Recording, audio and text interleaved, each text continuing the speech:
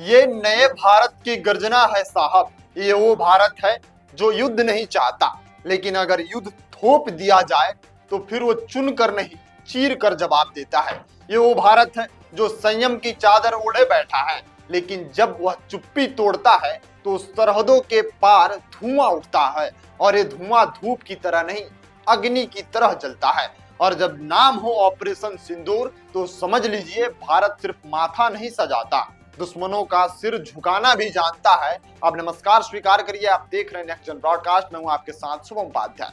22 अप्रैल एक और कायराना हरकत, एक और आतंकवादी हमला पहलगाम में, लेकिन इस बार जवाब आया उस भारत से जो अब पुराने बयान जारी नहीं करता, कार्रवाई करता है। 7 मई भारत ने शुरू किया ऑपरेशन सिंदूर। नाम सुनते ही पाकिस्तान की तबीयत ढीली हो गई। सिंदूर तो हमारे यहाँ सम्मान, त्याग और शक्ति का प्रतीक है, लेकिन पाकिस्तान के लिए यह श्राप बन गया।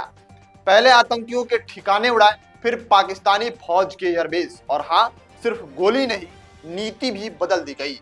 ऐसा हम इतने दिन बाद क्यों बात कर रहे हैं? तो राजनाथ सिंह ने CII समिट में जैसे ही ये बताया, करने को तो हम बहुत ही कुछ कर सकते थे, लेकिन हमने संयम दिखाया, तो एक तरफ देश का सीना 56 इंच से 70 इंच हो गया, और दूसरी तरफ रावलपिंडी के हेडक्वार्टर में डायपर का बजट डबल कर दिया गया।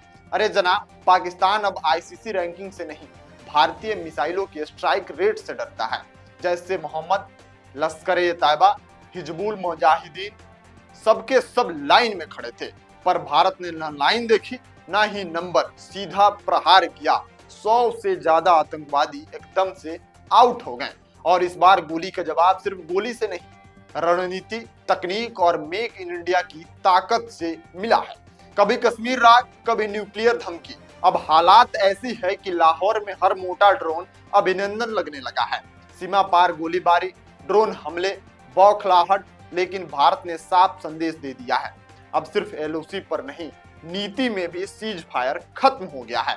10 मई को दोनों देशों में शांति सहमति बनी, लेकिन उससे पहले भारत ने पाकिस्तान को बता दिया कि अगली बार कोई ऐसा हरकत हुआ तो कराची का समुद्र भी खड़ा नहीं रहेगा, खून का होगा। राजनाथ सिंह ने साफ ऐलान किया, अब पाकिस्तान से बात सिर्फ 2 विषयों पर होगी, आतंकवाद या POK। बाकी मुद्दों पर पाकिस्तान खुद से बात करे या फिर IMF लोन अधिकारी से बात करे।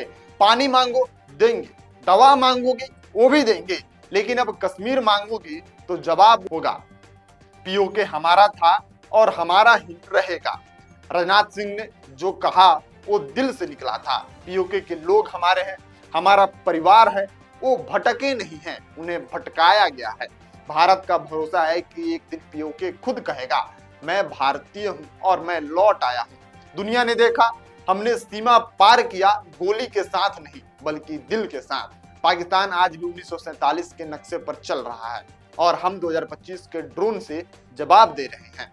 जिस देश का रक्षा बजट कर्ज में और आतंकवादियों का बजट सरप्रस्त हो, वो भारत को क्या ही टक्कर दे सकता है। हमारे यहाँ मेक इन इंडिया से टैंक बन रहे हैं, और उधर टिकटॉक बैन होने का मातम चल रहा है। राजनाथ सिंह ने 2 बातों को भारत में नई प्राथमिकता बताया, राष्ट्रीय सुरक्षा और आत्मनिर्भरता।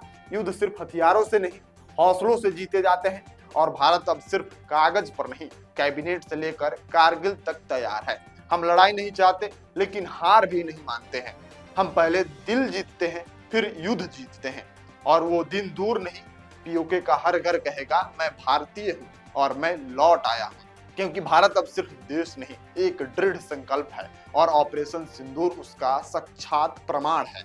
बाकी ये पूरी रिपोर्ट इसलिए थी क्योंकि ऑपरेशन सिंदूर के बाद जब राजनाथ सिंह CII की बैठक को संबोधित कर रहे थे, तो पाकिस्तान पर हमला बोलते हुए उन्होंने कहा कि हम शांत हैं, हम करने को तो बहुत कुछ कर सकते थे, लेकिन हम शांति चाहते हैं। हमारी लड़ाई आतंकवाद से है, ना कि पाकिस्तान के सिविलियन से है। लेकिन ये पाकिस्तान को बात समझ में नहीं आ रही है। उन्होंने साफ कर दिया कि अगर सीज फायर का उल्लंघन फिर से पाकिस्तान करता है तो लाहौर का जो समुद्र है वो अब खड़ा नहीं बचेगा, पूरी सरपट एक रंग में लाल कर दी जाएगी।